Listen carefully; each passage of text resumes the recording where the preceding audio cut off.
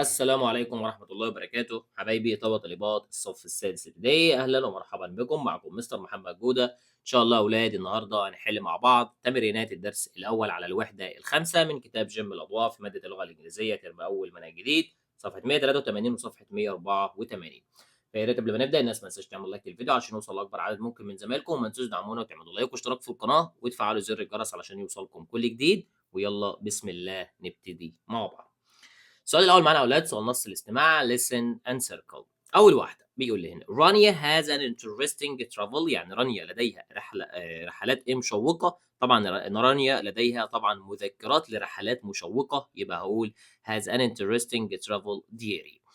Number two she wants، هي أرادت to remember أن تتذكر her family's vacation، أجازة رحلتها أو رحلة الأجازة بتاعت عيلتها in في دولة إيه؟ طبعا هنا بتتكلم عن دولة كرواتيا، يبقى اختار رقم سي. نمبر 3 they visited the مات، هم زاروا ايه ميوزيوم متحف، طبعا هم ذهبوا لزيارة متحف ماركو بولو، يبقى اختار رقم A.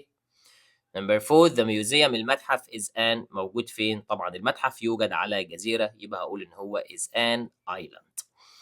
بعد كده عندي أسئلة اللي تشوز. أول سؤال بيقول لي they sailed، يعني هم أبحروا باي بواسطة إيه؟ طيب هنا بيقول لي train قطار، ship سفينة، plane طائرة، باص أتوبيس، طبعا يبقى أكيد أبحروا بالشيب اللي هي السفينة.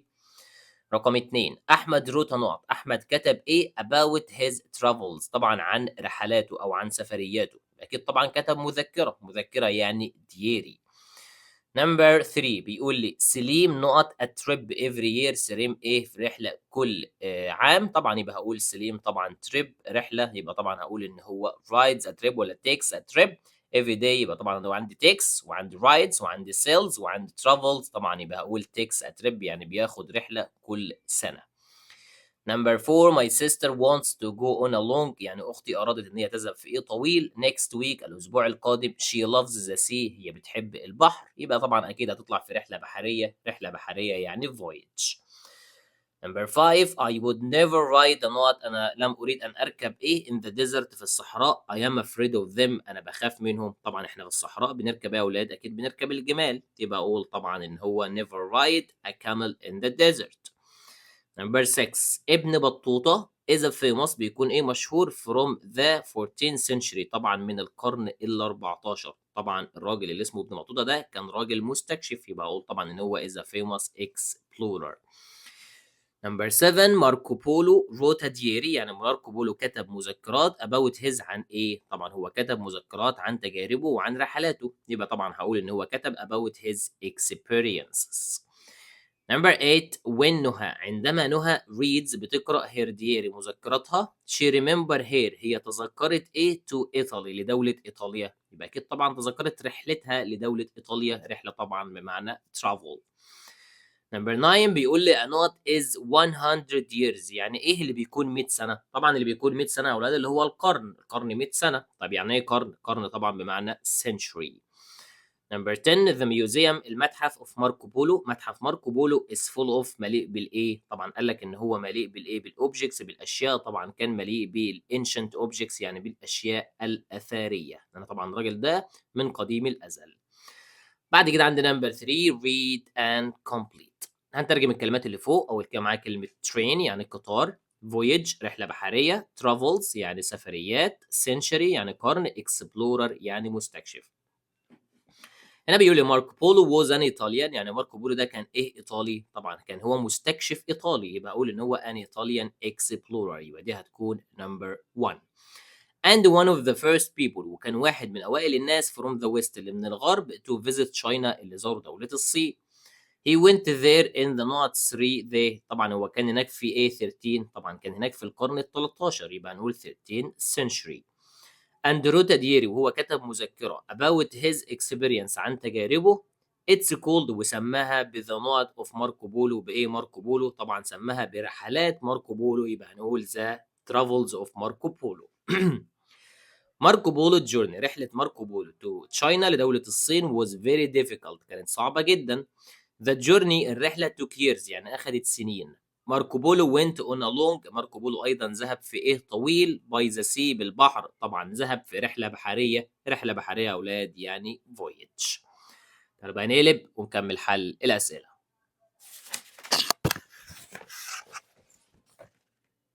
بعد كده عندي نمبر 4 سؤال القطعة. بيقول لي ابن بطوطة is one of the greatest explorers in history، يعني واحد من أكتر المستكشفين العظام في التاريخ. He lived in the، هو عاش في 14th century، في القرن ال 14.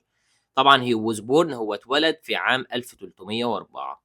ابن بطوطة wanted يعني أراد to explore أن يستكشف the world العالم and visit the most important Muslim cities، وزار أهم المدن المسلمة to learn about لكي يتعلم about different cultures، عشان يتعلم عن الثقافات المختلفة. He started his journey، هو بدأ رحلته at the age of، في عمر 21، في عمر ال21، and it lasted for 29 years، واستمرت لمدة 29 سنة. He visited places، هو زار أماكن like Egypt زي مصر، إنديا، الهند، China، الصين and many more long more he didn't travel by plane، يعني هو سافر دول كتير غير دول، يعني الصين ومصر والهند، وسافر دول تانية. He didn't travel by plane، ما سافرش بالطائرة like we today، زي نحن اليوم. He used the camels، هو استخدم الجمال and boats والقوارب and walked long distance، ومشى لمسافات طويلة. ابن بطوطة wrote about his journey، كتب عن رحلاته. His writing، كتاباته helped us، ساعدتنا understanding، في فهم and respect the difference، وطبعا قدرنا أو احترمنا المسافات between different places، بين الأماكن، وقدرنا المسافات المختلفة بين الأماكن في دول العالم. We also، احنا ايضا learned، تعلمنا to be brave، ان احنا نكون شجعان يعني and curious، وفضوليين to reach our dreams، طبعا لكي نصل لأحلامنا. تعالوا بقى نشوف الأسئلة. السؤال الأول بيقول لي ابن بطوطة started his journey، يعني بدأ رحلته when he was، لما كان عنده كام سنة؟ طبعا هو بدأها لما كان عنده 21 سنة، يبقى هنقول 21.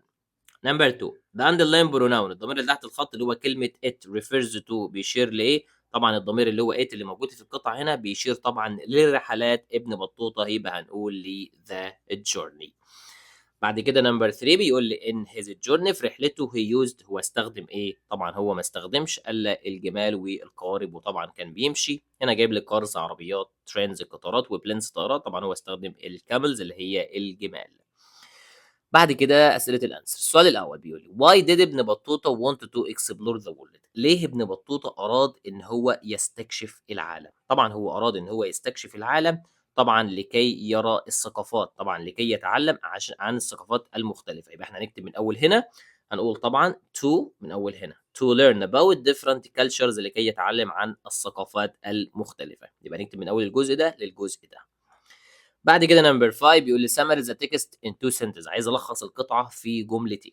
التلخيص الاول معايا، هنكتب اول جمله معانا في الباراجراف اللي من اول هنا. ابن بطوطه is one of the greatest explorers in the history، ان هو واحد من اهم المستكشفين اللي كانوا موجودين في التاريخ. يبقى هنكتب من اول هنا لحد هنا.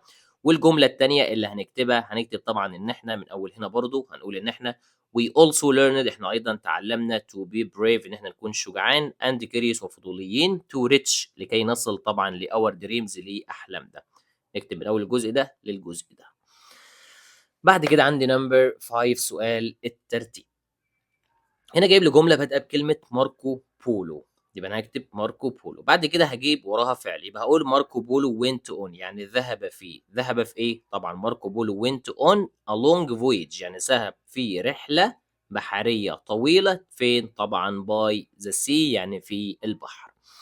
بعد كده عندي نمبر 2 بيقول لي ذا نوت، ذا ايه؟ يبقى اقول ذا جورني، يعني الرحله. مالها؟ اجيب وراها فعل، يبقى توك اخذت. اخذت ايه؟ طبعا اخذت years، توك years اخذت سنوات، طبعا تو تشاينا لدوله الصين.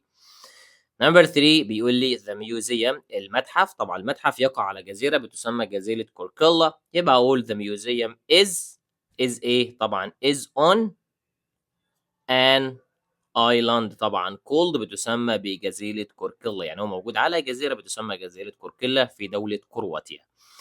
بعد كده عند نمبر 4 جملة بدأ بكلمة ماركو، طبعا هيجي ورا كلمة بولو، يبقى ماركو بولو. بعد كده هيجي ورا فعل، يبقى was، كان ايه؟ طبعا an Italian explorer، يعني كان مستكشف ايطالي. بعد كده البانكتويت، علامات الترقيم. هنا اول سؤال جايب لي هاو بدي بحرف كابيتال. عندي كلمة تشاينا الصين، أول حرف منها طبعا لازم يكون كابيتال، وطبعا ده سؤال هينتهي بالكويستشن مارك. رقم 2 سؤال بادئ بwhat هو برضه عامل أول حرف capital، عندي هنا كلمة NG أول حرف منها لازم يكون capital حرف الI، وطبعًا ده سؤال برضه هينتهي بالquestion mark. كده طبعًا يبقى وصلنا لنهاية الفيديو، أتمنى الناس كلها تكون استفادت من الشرح، وأتمنى لو في حد استفاد من الشرح ما ينساش يدعمنا ويعمل لايك واشتراك في القناة ويفعل زر الجرس علشان يوصلكم كل جديد. كان معكم مستر محمد جودة، والسلام عليكم ورحمة الله وبركاته.